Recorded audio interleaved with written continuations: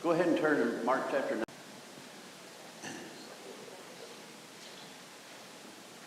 Charlotte and I went last couple of days with some friends and went and saw David at Sight and Sound Theater in Branson. I don't know if you've ever been Sight and Sound to see. There've been several of them, Samson and Esther and Jesus. We went and saw Jesus. This is the second one that we've seen.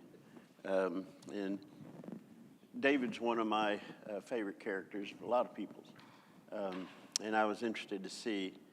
If you haven't been there, it's really a kind of an immersive experience. I think the theater sits around 2,000, but wherever you are, you feel like you're in the center. They use the aisles, live animals. They have a stage that goes around really your whole peripheral vision. And the back of the main stage is just basically a huge TV screen, for lack of a better way of saying it. They can project anything there. And the great thing about it is the resolution on it is so high that you really can't tell where this actual stage ends and where that begins. And so, like in this presentation, it started with the crowning of Saul. And they showed everybody out kind of in the valley where he was up on the side of the hill being anointed by Samuel. And so you had a stage that was full of people, but I don't know how many were there because it blended into a video of just thousands of people. And it's all synchronized so that, like I say, you can't tell the difference. And the way they move scenery in and out, in fact, I was reading a while back, they actually, in some of them, have a driver inside that actually drives the thing. Very elaborate, huge, but they're constantly moving through the production. It's really something to see from a production, sound, costuming, all that stuff. It's really, really amazing. And one of the challenges I have, you got to understand from what I do and my perspective, the story is the main thing. And it's also getting the story right. And this is where productions are often in conflict with the story, because it really is a dramatization of the life of David rather than, and please understand, kind of torn talking about it because the whole purpose of this is to be biblically based. They make no bones about this is not Hollywood doing, this is not Cecil B. DeMille doing Bible. This is folks that their whole background is people of faith, etc.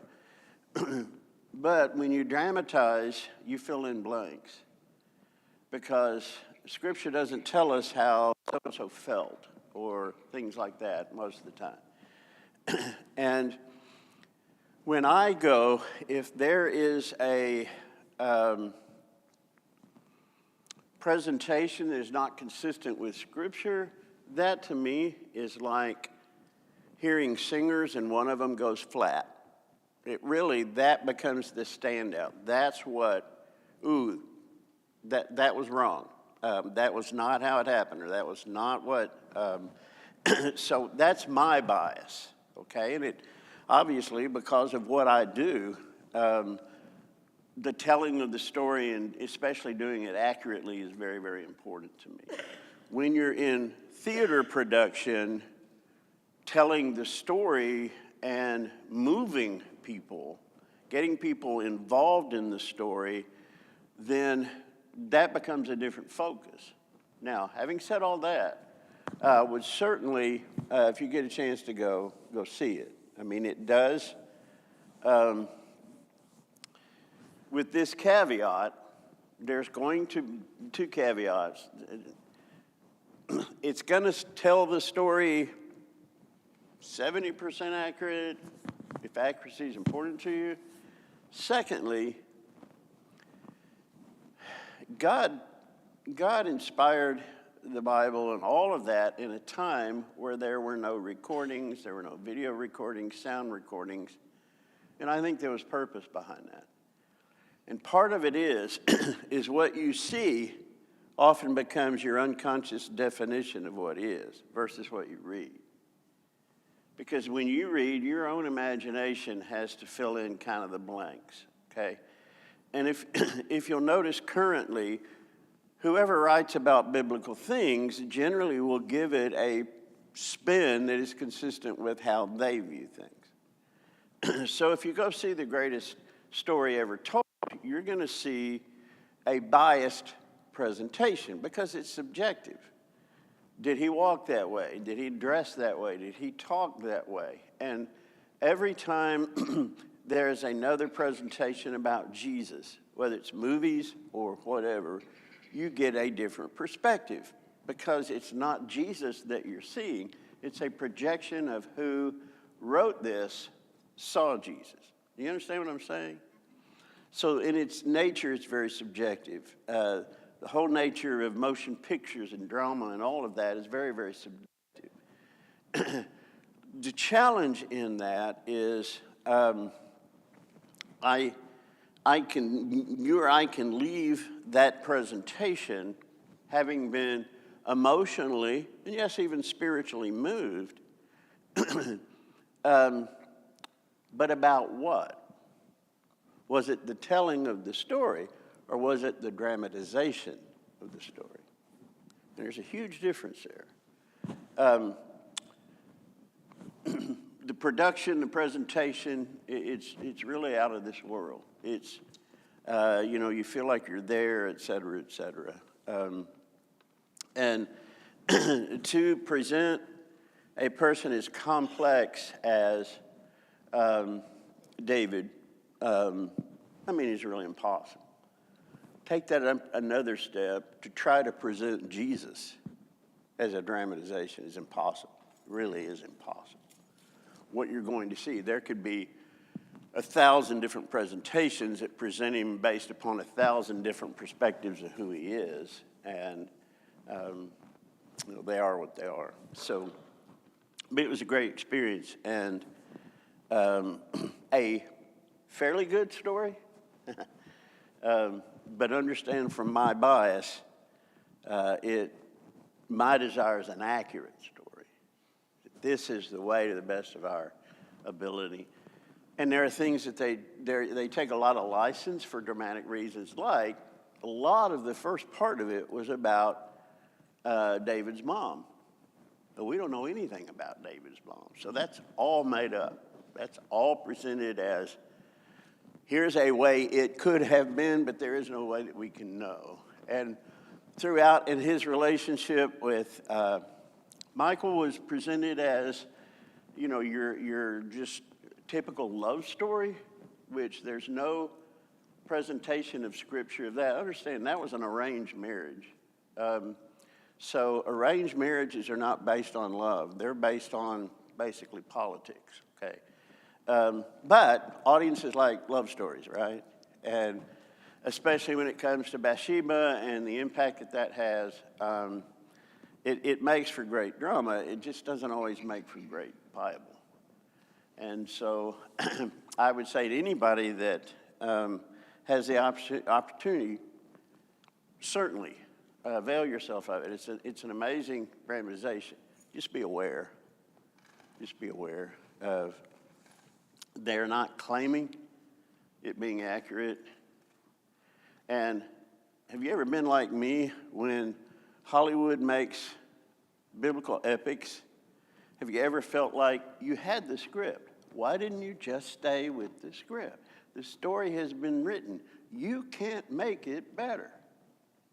Present it as it is, because this is the greatest story ever told. And the script's written for you.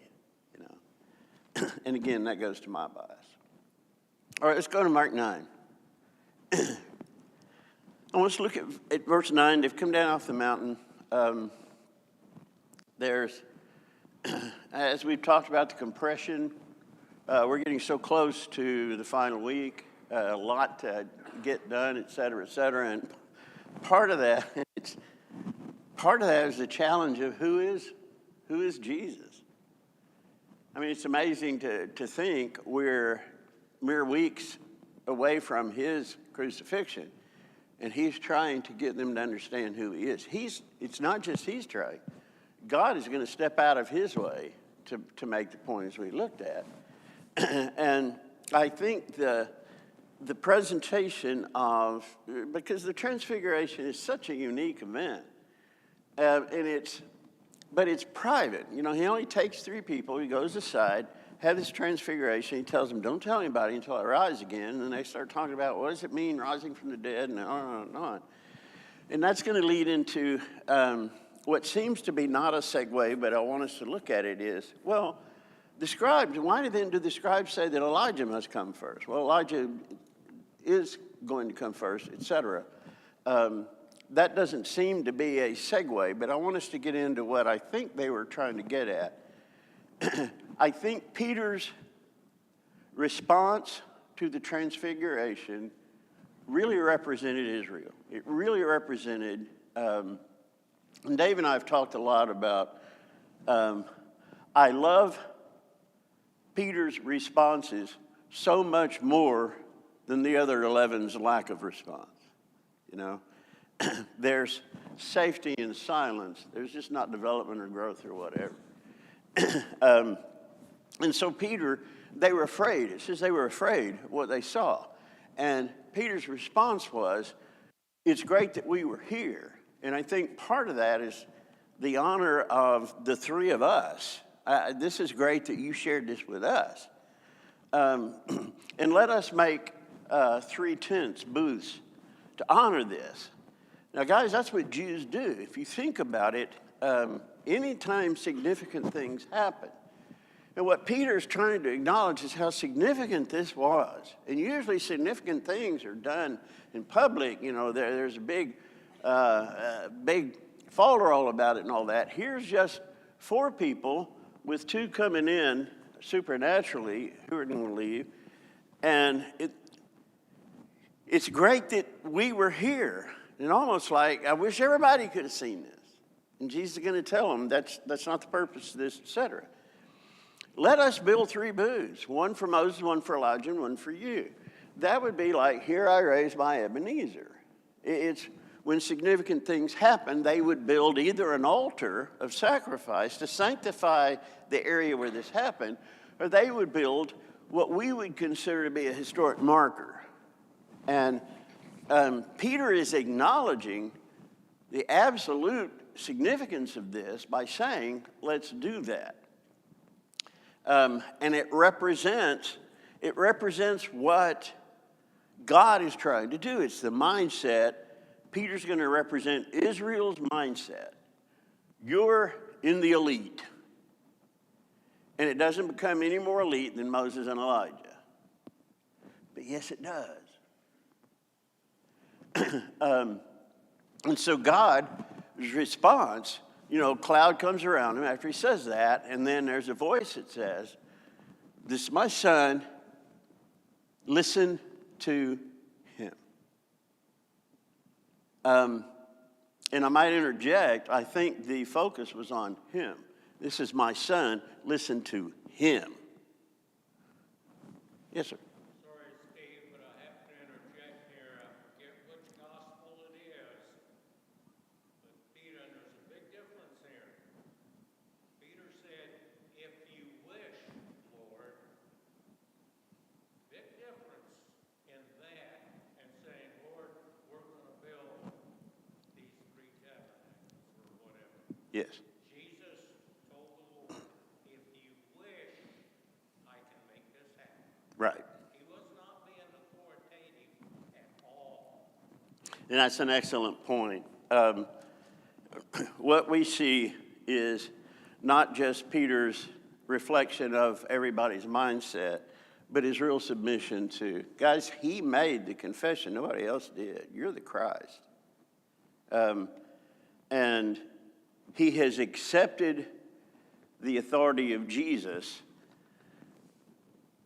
Yet then he goes back with, Lord, this is not going to happen to you. And Jesus talked about, I'm going to be killed and suffer a lot of things, etc. No, this is not going to happen to you. And he confronted that. He's wrestling with, what submission means. As we all do, guys. We all wrestle with submission.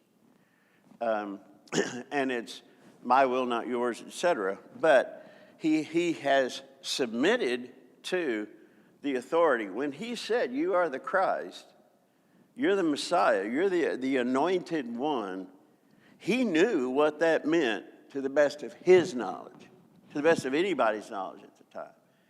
And and remember, he's ready to go to battle for it.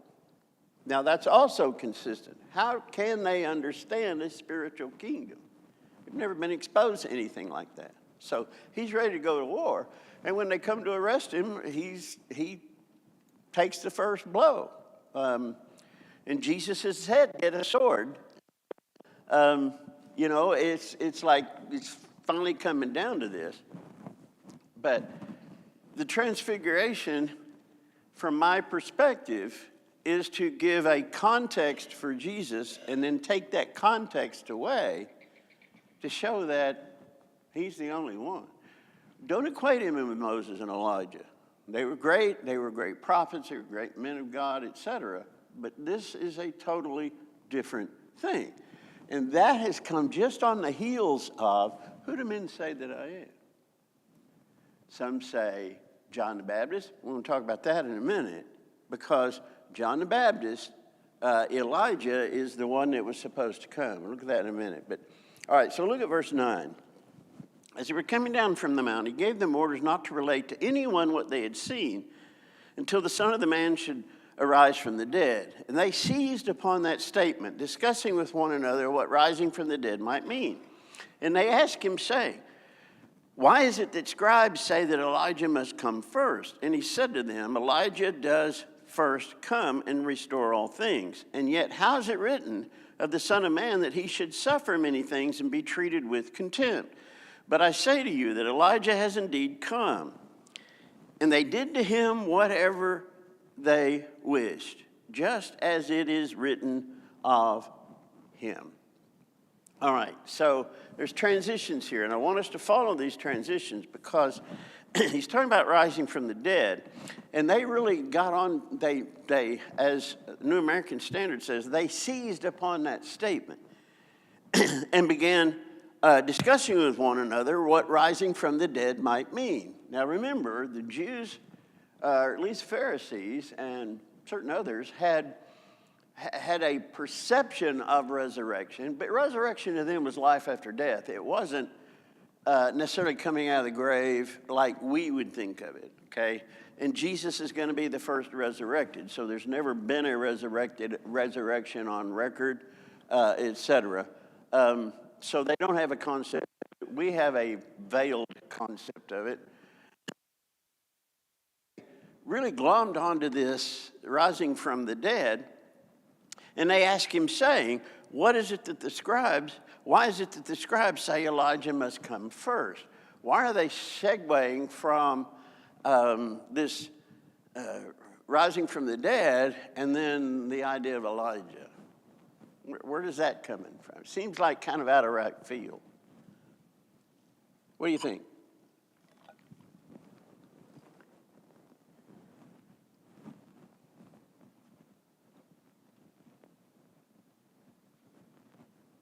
I think, first of all, if Elijah is going to come first, what does Elijah have to do?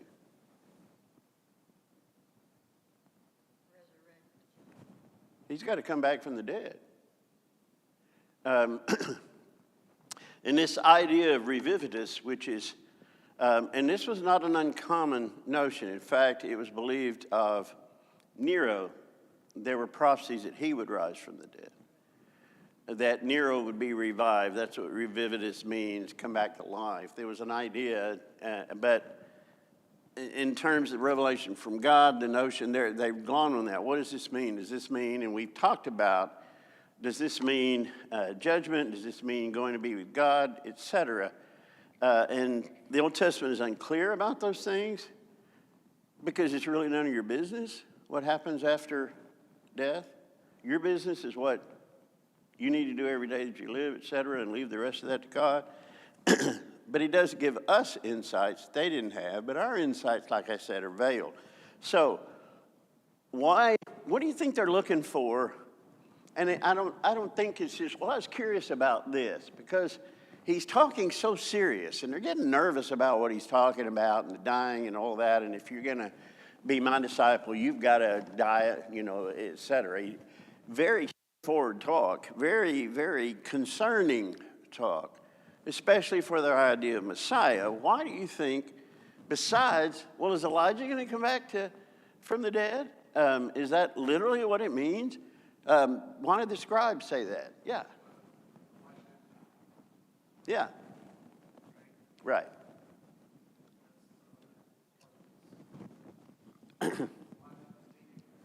Right. And so, that's where you get into the transition of spirit and flesh into spirit, because flesh cannot be in the presence of God.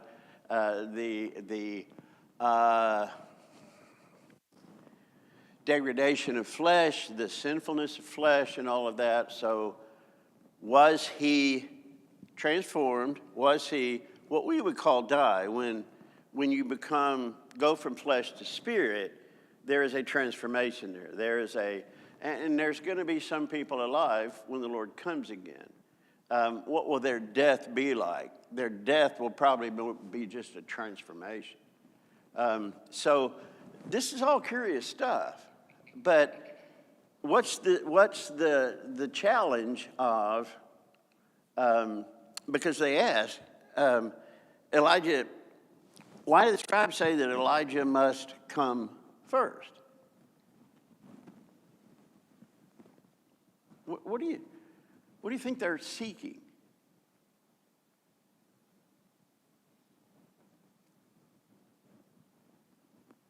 I think they're looking for a sign. Well, they're looking for a sign.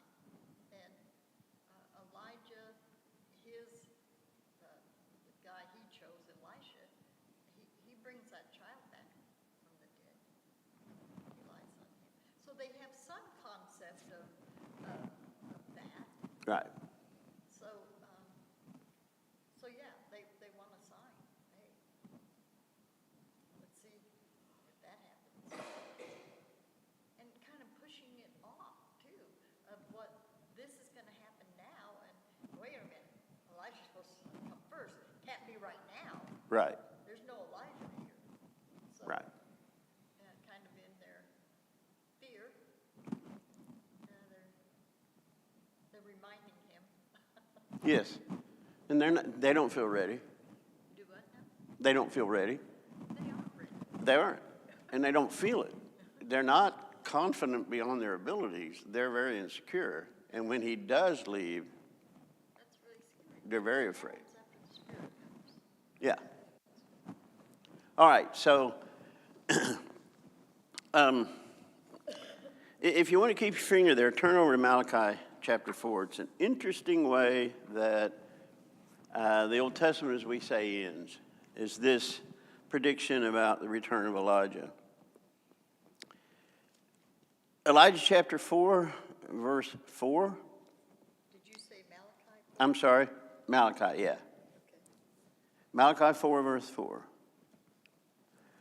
Remember the law of Moses, my servant, even the statutes, ordinances which I have commanded him for all Israel. Behold, I am going to send you Elijah the prophet before the coming of the great and terrible day of the Lord. Yes. He will restore the hearts of the fathers to their children and the hearts of the children to their fathers, lest I come and smite the land with a curse. It's an interesting statement, and that's how the Old Testament closes. He's going to restore the hearts of the fathers to their children, and the hearts of the children to their fathers, lest I come and smite the land. Okay. Don't want to spend a lot of time with that. I just want to observe. That's a very interesting prophecy. Now, Matthew chapter 11, verse 12.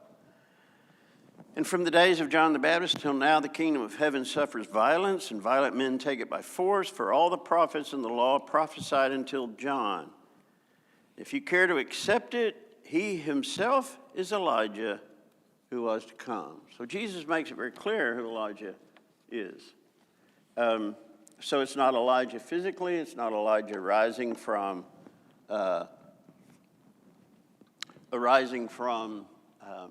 their midst, etc., except what happened in the transfiguration. And they're trying to figure out, all right, if Elijah shows up, the transfiguration, is that what they were talking about? Is it the signal, etc., etc.? And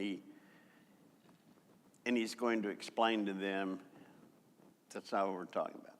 That's not the Elijah. Okay. Now, I want you to look at Jesus' segue from this discussion. He's going to come back to the suffering. They're looking for a timeline, and they want to know, because of the rising from the dead, and Elijah has come back from the realm of the spiritual realm of the dead. Although he never died, he did not go to Sheol. So unique situation there. And that is a great study of what God was doing with the transformation of Elijah, etc., the continuity of life, which even Jesus didn't experience, although he did. So it's talking about Elijah's come first. Did we just see that? But the prophecy, and notice it says the scribes say, those were the lawyers, those were the interpreters, etc., because they constantly wrote scripture, and they were, and guys, these guys could tell you how many words were in the book of Isaiah. They could tell you what the middle word was. They could tell you, because that's how they had so many checks to make sure they were accurate. So if you have X words and the middle word is Y, and you read through and count them, and you come and your Y is different than another Y, you've made a mistake. So that's how they would go back. So they were experts in this stuff. But we're not talking about writing it, we're talking about interpreting, but somebody that spends so much time, you expect them to be an expert, not just in the recording of it, but in the interpretation of it. And they would present themselves that way anyway. So the scribes say that Elijah comes first. Why do they say that?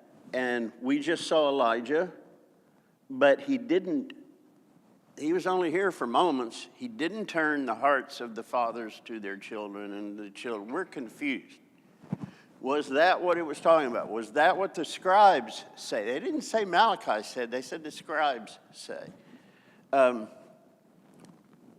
What's going on? Help us here. And he said to them, Elijah did first come and restore all things. And yet, how is it written of the Son of Man that he should suffer many things and be treated with contempt? See, he takes it in a different direction. He did come. And he did restore all things. So how is it written that the Son of Man should suffer many things and be treated with contempt?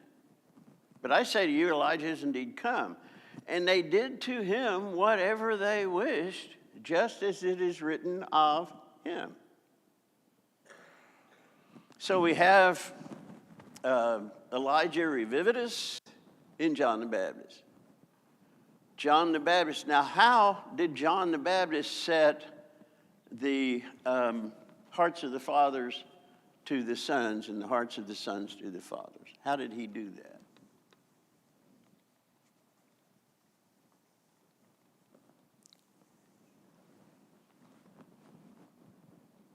You guys understand that when God makes prophecies, like the one at the end of Malachi, how many prophecies, how many times did God in the prophets talk about how he was going to bless Israel, Judah? How many times did he describe utopia? At the prophet that we're looking at on Wednesday nights, what did he describe? Just Wednesday night before last, we have these folks that are going to go measure Jerusalem. And they're going to measure it to rebuild it and all of that. And the angel tells the other angel, tell them to stop, because there's not going to be any walls here. God's going to be the wall of fire that protects it. There's not going to be a limit. When did that happen? Same thing's going to happen in the book of Revelation. There's going to be a rod with which we're going to measure where New Jerusalem is going to be. When did these things that God prescribed happen?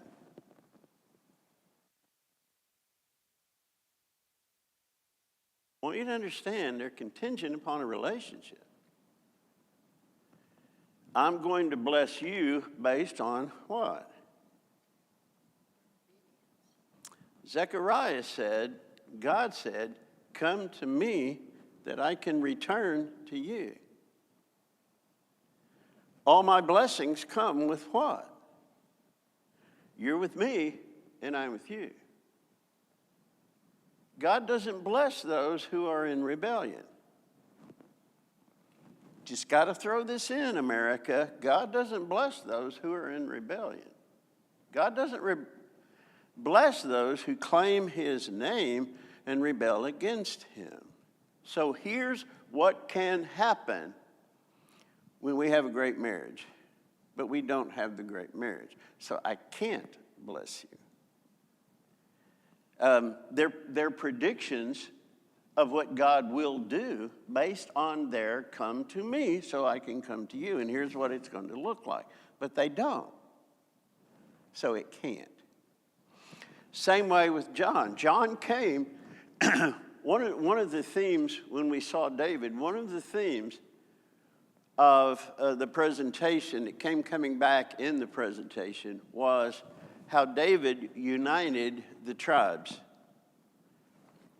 And so what you have in Elijah, what you have in John the Baptist, is the approach to do the same thing. We got a decimated people. We got a people under the rule of Rome, and et cetera. And God sends a prophet to reunite the people. How's he going to reunite them?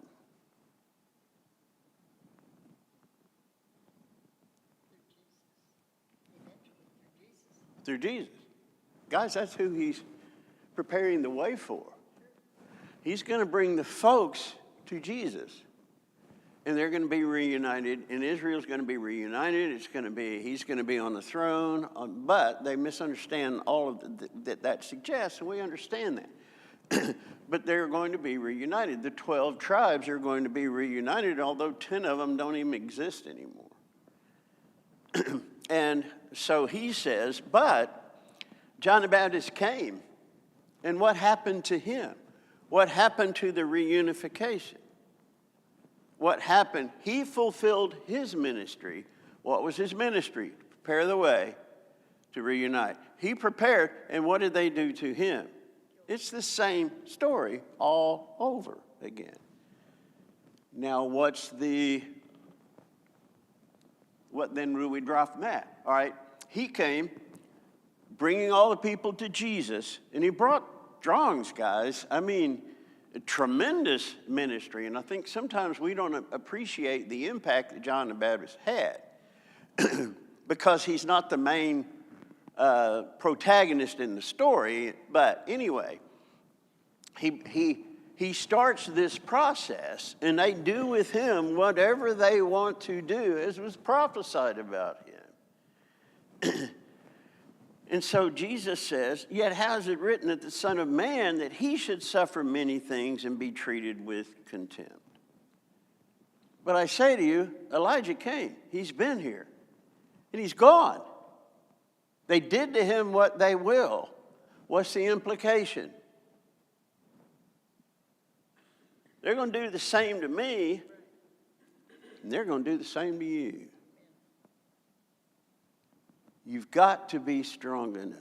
That's why I just talked about to be my disciple. We talked about, Scripture even describes them as disciples up to this point. But Jesus changed the definition of disciple. Now, you can't just be a student of me or follow me out in the wilderness or whatever. You got to lay your life down. You got to be ready to die because you're going to. The cost just went up. The definition of disciple just changed. The definition of prophet just changed. The definition of Messiah just changed. The definition of kingdom just changed. Man, how do you adapt to all that change? It's a tremendous struggle. And so they're wrestling with this idea of coming back to life because they're trying to get a timetable of, I believe they've accepted to a certain extent he's going to die. I don't think they understand it. They don't think he's a liar. It's just none of this works out. Remember after he rose on the day of his ascension, this is awesome. You were crucified. You've come back from the dead. Now are you going to start your kingdom?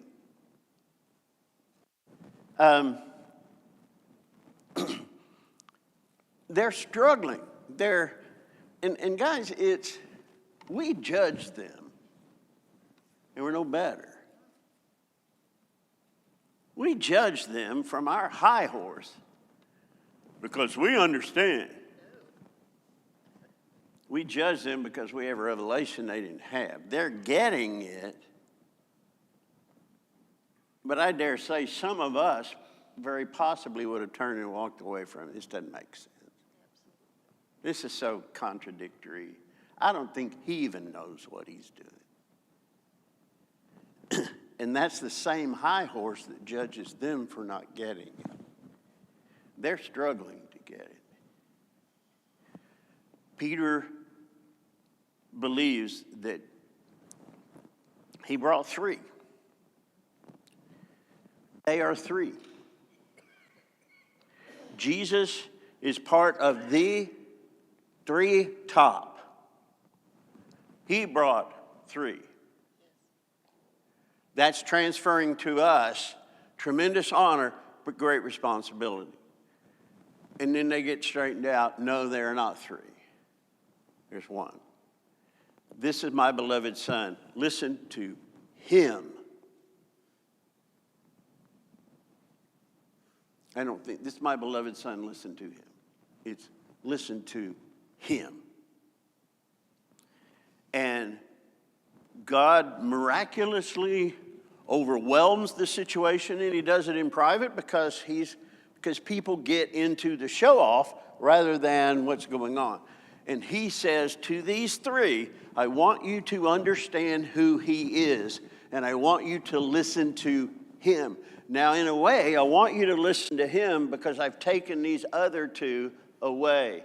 What do they represent? The covenant, the law, and the prophets. And I'm taking them away. There is only one that remains. You can't listen to them. You must listen to him. Because if you listen to them, you're going to find yourself torn between who he is and who they are predicting and your understanding of that. Elijah came and they killed him. Why is it? It's important to him, to Jesus, that they understand that he's going to die. So that when it happens, what?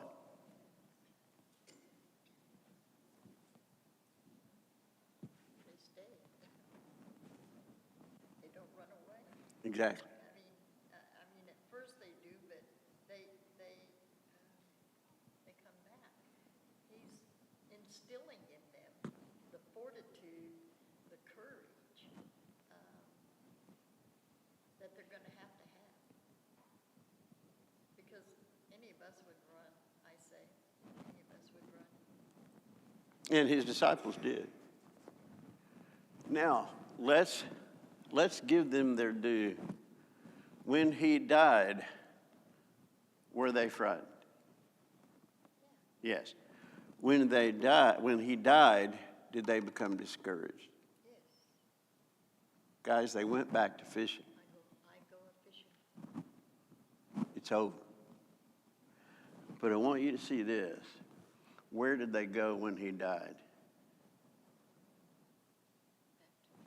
Together. Together. Nobody else understands who we are. Nobody else understands. We're a brotherhood. He was able, in a short time, to take 12 very disparagingly different people and unite them to where even in their fear, even in their trying to process all of this, and even running to the tomb and we don't believe it and all of that, they're together. And I really think that is when Jesus said, coming off the mountain, don't say this to anyone until after I've risen again. And I think one of the most probably incisive discussions they had in that room was, guys, he predicted this. No, I don't understand it any more than you do, but there's something going on here because we saw him on a mountain. You did? Yes. And here's what happened. And as we were coming down off that mountain to be reunited with you guys, he was talking about Elijah, and he was talking about that he had to rise from the dead. He's going to rise from the dead. I believe they believed that. I think they wrestled with it, but they accepted it. Now, how's he going to rise? We still don't even understand Elijah, and this is a lot to have to comprehend, but they were together, except for one. And that one ran. And that one did what we know. But what he created, and all of the time he was spending with multitudes, all the time he was spending with people, he spent the time, and he knew how much it took. And that's why he would get away. That's why he would take them aside. That's why he would, Lord, where were you? There's people down in the town, and you left, and there's folks that need to be healed. And he said to them, we looked at this first part of the book, let's go to this next town where I can preach. He was spending the time that they needed to be congealed.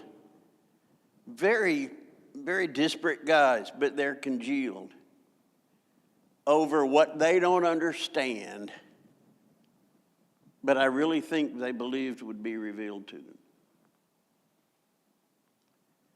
Because to go from there to just a few days later at Pentecost, and do you see what tremendous faith and belief, and it's now all come together, or it's coming together.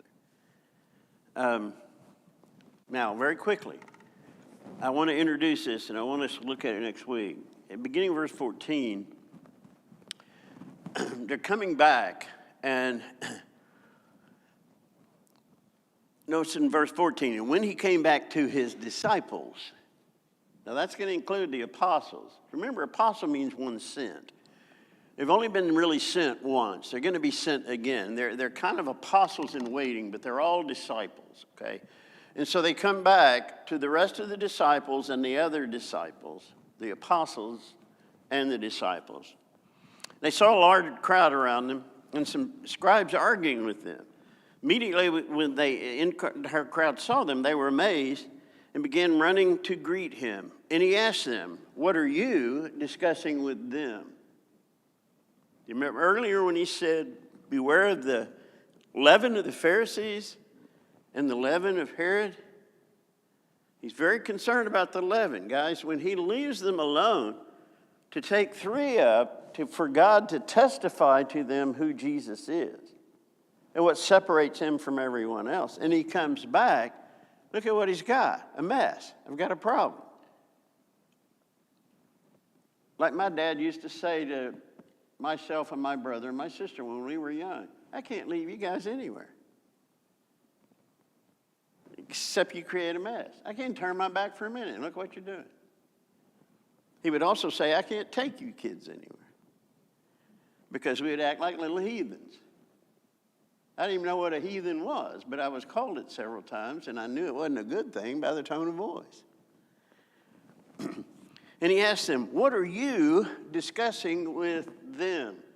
Do you see the separation? Do you see the line of demarcation? What are you discussing with them? One of the crowd answered him, Teacher, I brought you my son possessed with a spirit, makes him mute. Whenever it seizes him, it dashes him to the ground, and he foams at the mouth and grinds his teeth and stiffens out.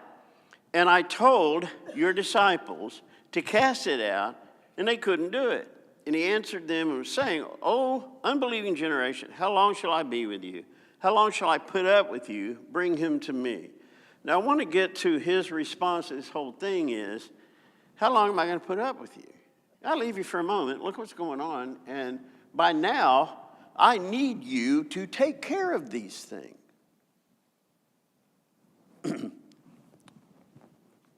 Why should he expect anybody else to be able to do this?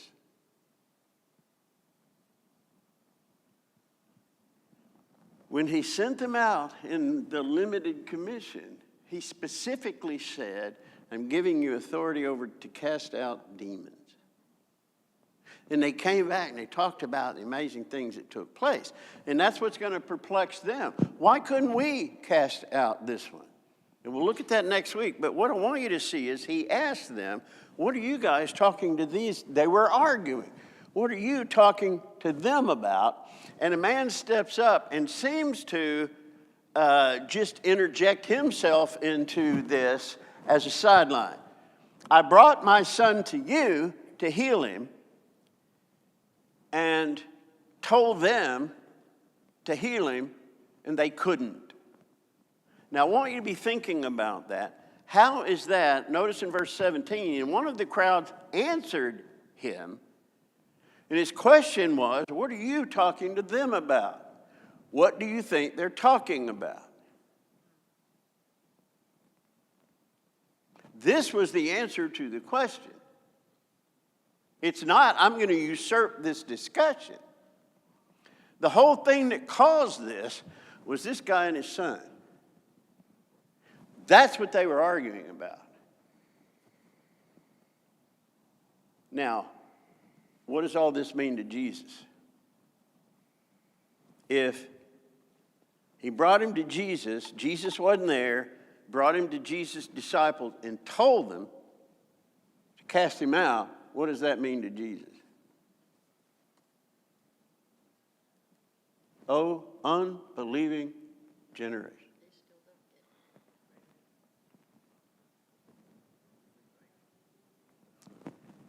Let me get this straight. Nobody here can deal with this? I'm about to die. I've given you the power. You've already done this before. I leave, go away for 3 minutes, and I come back to an argument? How does that reflect on him? It's not a good reflection on who their master is. Let's take a break. I want you to study that next week because I want us to get into that a little more deeply because this is getting at the breaking point. Are you guys going to be able to handle this ministry I'm leaving to you?